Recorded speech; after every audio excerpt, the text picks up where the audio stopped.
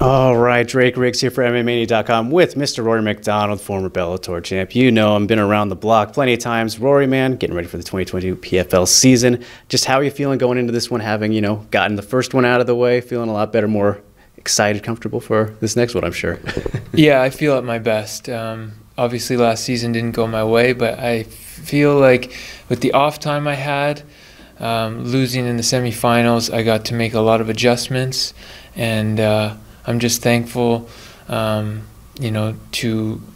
had the opportunities to make those changes, and I feel great. I feel at my best, never been better. I feel at my pinnacle right now, so very excited to show that. Yeah, and I was talking to Anthony kind of about, going through his first season as well, Anthony Pettis, that is, and, it's just kind of one of those things where you don't really fully grasp the experience until you go through it yourself. Is that kind of how you feel too? Yeah, I mean, it's a new show. There's a new process, new production, and it's a new feeling too as far as like the season format. I haven't personally done that, so that was new to me, and then especially on top of it was COVID. Right. So we were dealing with the mixture of COVID in there and all the rules and dancing around all that. So that was just a wild ride, but grateful for the experience, and I feel like it made me a better person and a fighter.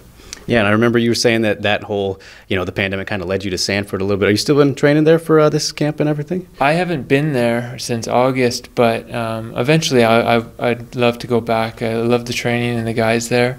It's just that I wanted to check out Texas. I've been meaning to be going out there since before COVID hit, and then COVID kind of like interrupted all that. Then I had to start my season for PFL. I was comfortable in Florida, and that was kind of open, so we went there. But in my off time, I went and checked out Texas, and it was just awesome.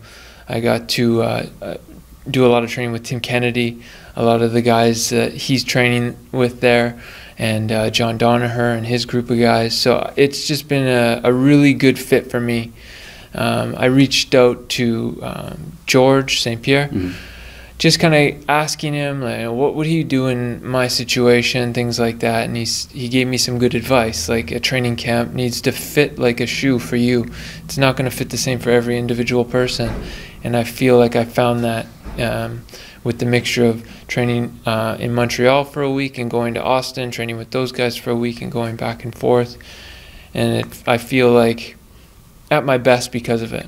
Yeah, good to have a balance always, right? And yeah. I wanted to ask you about training with Donaher and Tim Kennedy. Obviously John Donaher, a very influential figure, I think, in the scene. So just like, is it your first time working with him? And just like, what's it been like learning from that kind of guy? I've been working with John for probably 10 years, just not consistently. Yeah. But we started working when I was real young, when he was in New York, and just so happened to be when I was going to Austin, he was moving from, I think it was Puerto Rico. They left Puerto Rico after things opened up in Texas, and now they're based there. So it all worked out perfectly in God's timing, so I couldn't be happier. Yeah, there you go, man. And I saw recently on your Instagram you were training a little bit with your son who broke his arm, how did that happen, man? What happened to the little guy? Yeah, he fell off his play set, and oh, no. Yeah, it's unfortunate, but he's tough. He's like he's not phased at all. He's back in action. Yeah, very fun to see. And obviously for you though, Rory, got Brett Cooper coming up, and I mean a guy who's got plenty of experience like yourself, former Bellator vet as well, fought kind of way back in the day before you did though. So I mean, have you been familiar with him a little bit? Watched some of his fights, I'm sure, in preparation. But just what are you kind of expecting out of him in this first fight? Yeah, I think he's a tough, durable guy, and he's super experienced. So I'm not taking him lightly at all. I do believe that I have all the skills to beat him, and so I'm going to go looking for the finish just like it would be anybody else. So I'm going to go in there hunting, and I'm very confident that anybody who stands in my way this year, I'm going to take him out. Yeah, and of course, not to look ahead or anything. I know there were some ones you want to get back, but specifically, the Gleison Tibau one was one that you obviously feel you won. Many people do. Is that one I'm sure you'd be happy to just kind of put the stamp on it in this season? I'd be fine with it too. I mean, I feel in my heart that I won that fight pretty easily. So the judge's decision was, just their, decision. It doesn't sting as bad as like my performance against Ray, because I feel like that was just lackluster, and I feel I could do better. So it's more for myself to make up for my wrong at the bad performance I had against Ray. But if I fought Gleison, I think that would be great too. He's a great fight, and I respect him as a fighter. But this time I'd go in there and wouldn't leave it in the judge's hands. Of course, and we'll see if you get that opportunity this season, man. But just speaking of Ray, I mean, sure you obviously saw the finals where he won, again, his second title against Magomed Karamov.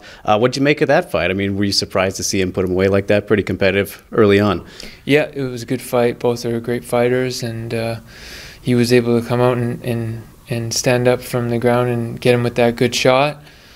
But I still feel like I'm better than these guys, and I just got to go out there and make it happen.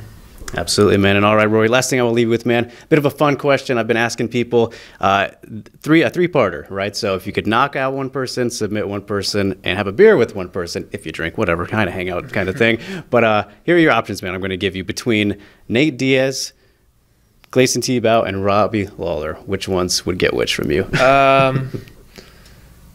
Knockout Gleison, choke Nate Diaz, and have a beer with Robbie. He's a pretty cool guy. There we go. All right, Rory, wish you the best luck, man. Always exciting to get to watch you fight and catch up. Thanks so much. All right, thank you.